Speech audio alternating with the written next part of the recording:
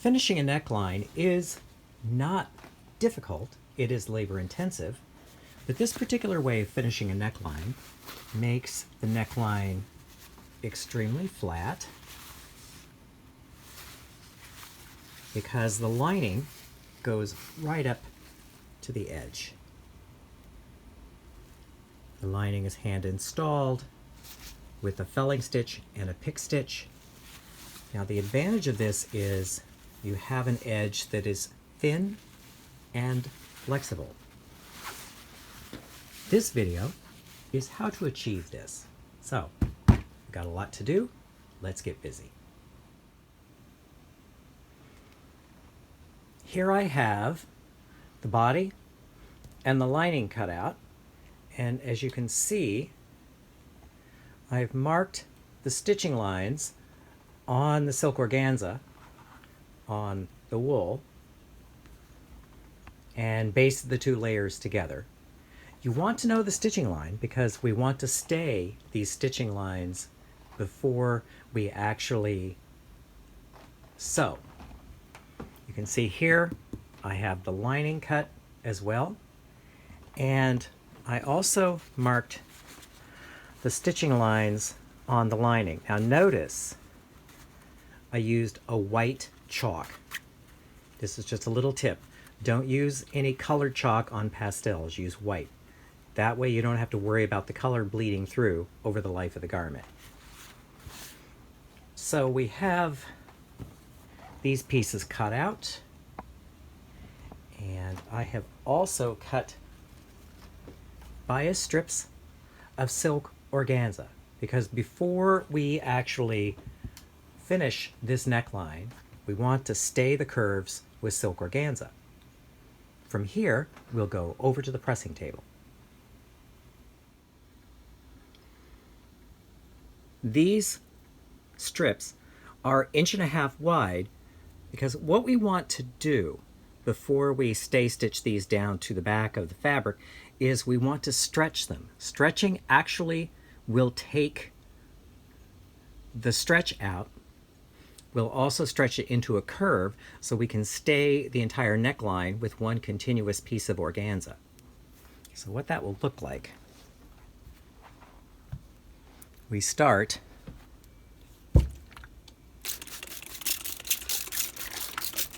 I know that vanishes, sorry about that, but so we get it wet and then we pull.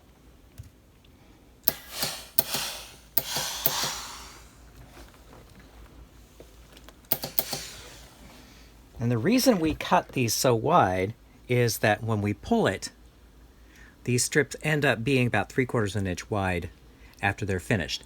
So now I'm going to stretch it into a curve.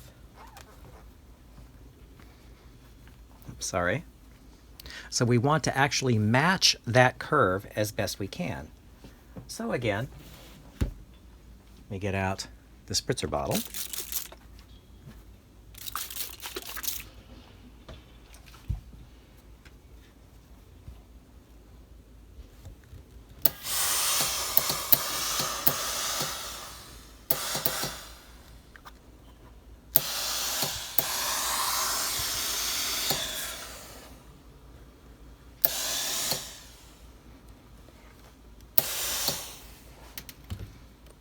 So now, see how narrow that ends up?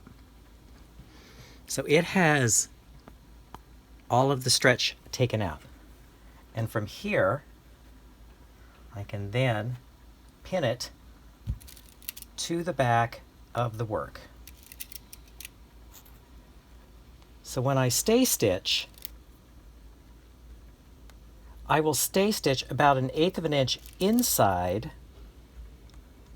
the actual stitching line. You don't want the stitching to occur right on the stitching line, and you'll see a little more why I require that later. So this is pinned here. So what you can see here, you can see the strip straddles the stitching line. So just to repeat. I'm going to get one of the other strips.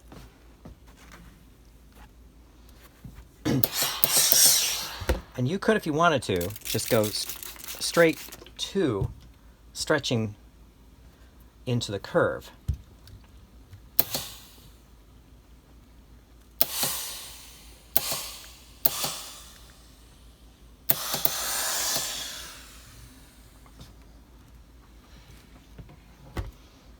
Let's see if I hit that correctly.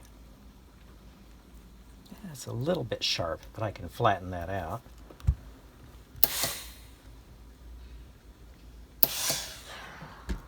So here we are. Match that.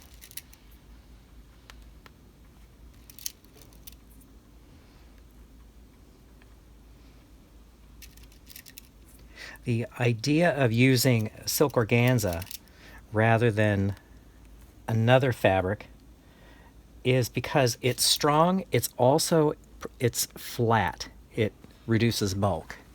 So here, oops, pinned it to the pressing table. Don't want to do that. So here we are.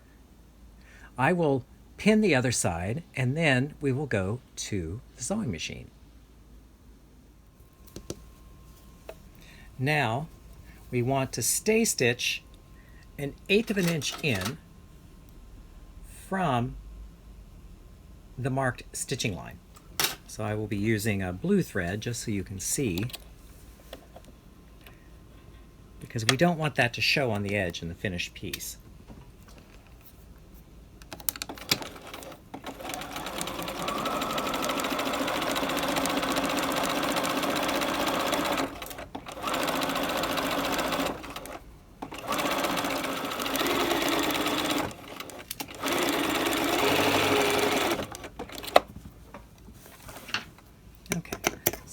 Turn this over here and have a look at the results. So yes, you can see here, stay stitches 1/8 of an inch to the seam allowance side of the stitching line. Now that we have this sewn, we'll go back to the pressing table.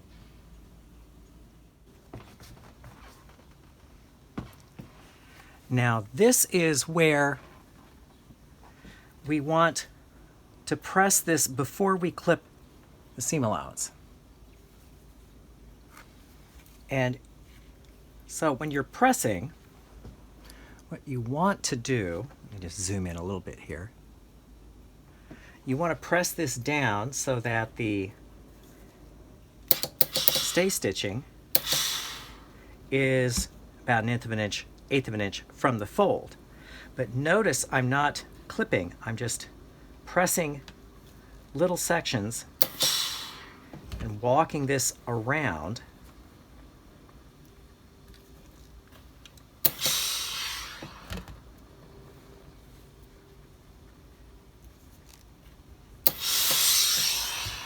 So I'm putting a bend on this before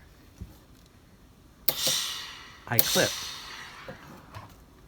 So I've put a crease, and like I said, you just want to bend it. You just want to put a little bit of a bend to it. From here, we can then get the scissors, and you can clip. Don't clip right up to the stay stitching, about 1/16 of an inch from. You can flatten that out later.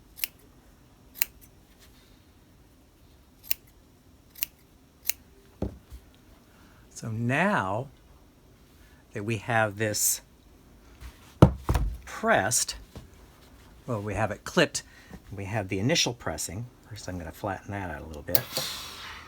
And then now we can press a nice smooth turn. Now the reason you don't clip before you turn is that if you clip before you turn, you're going to get little corners right wherever you clip. So this is a really excellent way of making a nice smooth turn. I will go off camera and turn the other edges and bring you back the results. You can see here, I've pressed the seam allowances down on the body and the lining. So let me show you what this looks like. So you can see the blue is our stay stitching. Now, before we add the lining to the body, I want to catch stitch the seam allowances flat so that they won't roll out over time.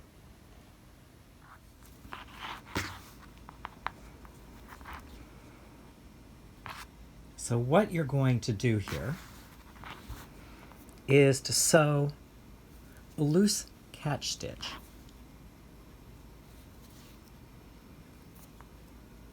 You don't want a lot of tension.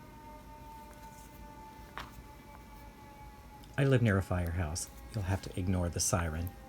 It's such a comfort knowing they're so close by. But see, you're just catching these seam allowances flat so that in the life of the garment they won't want to move around. So I will go off camera and finish this and bring back the results.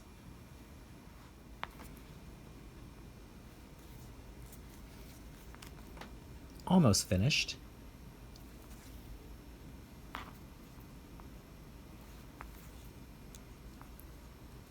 Okay. Last stitch.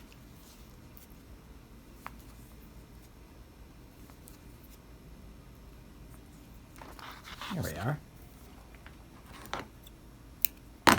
Okay. So as you can see, I have both the armholes and the neck edge turned and catch stitched down. Next, we'll bring in the lining. So as you can see, what we're doing is we're pinning the lining up so that it covers the stay stitch. And this is one of those times where you use the really good silk pins because you don't want to leave any kind of marks.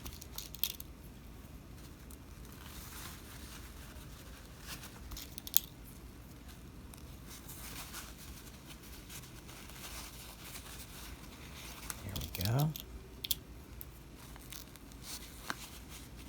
Okay, here we are. Now, let me pull out. So as you can see, I have the armholes and the neck pinned. The next step is going to be sewing the edges down with the felling stitch.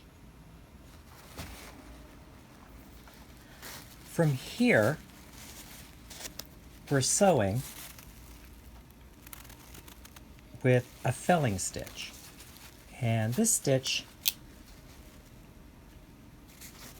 it's fairly close together. I'd say about 3/16 of an inch apart. And you want to just barely catch the edge of the fold as you're sewing.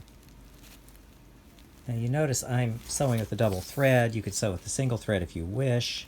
I like a double thread because I'm lazy. I hate it when the thread comes out of the needle. I just hate it. So use a good clean needle. Use a good fine thread.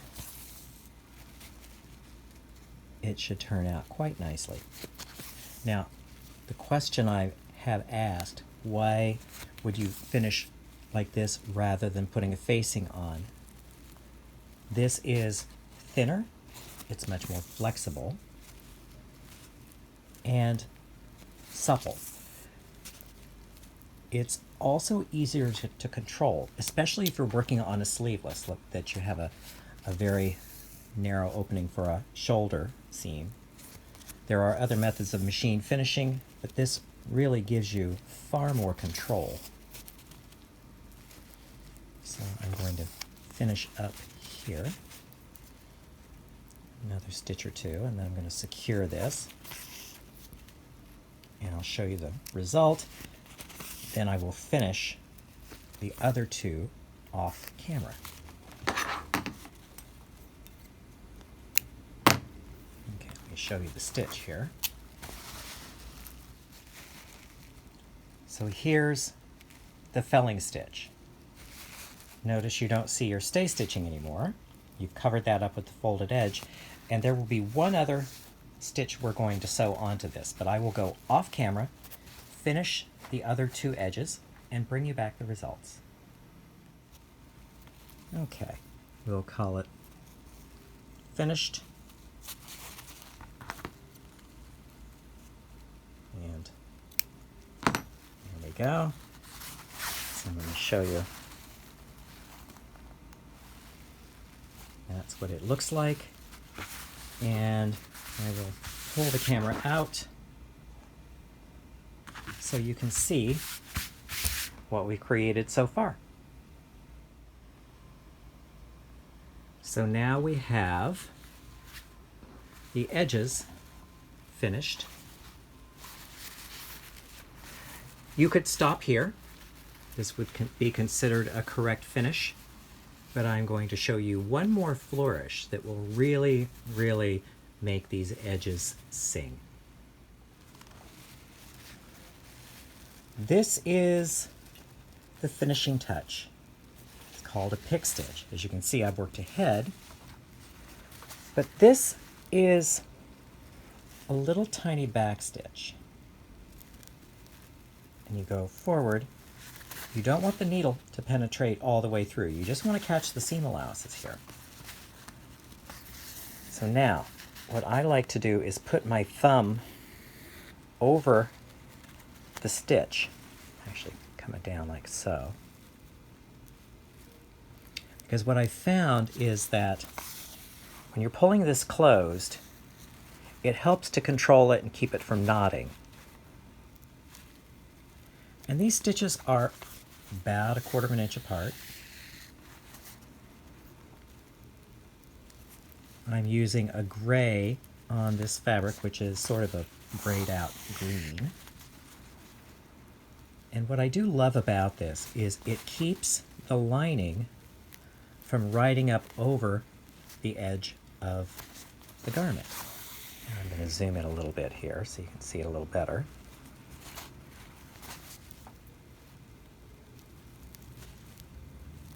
So again, about 1/4 of an inch.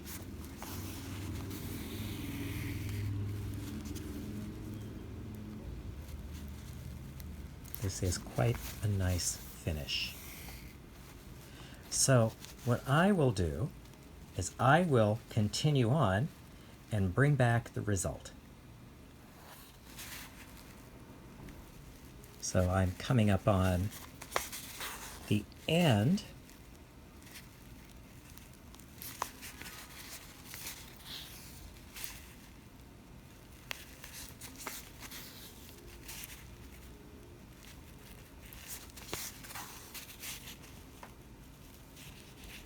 And I will bury this end in here.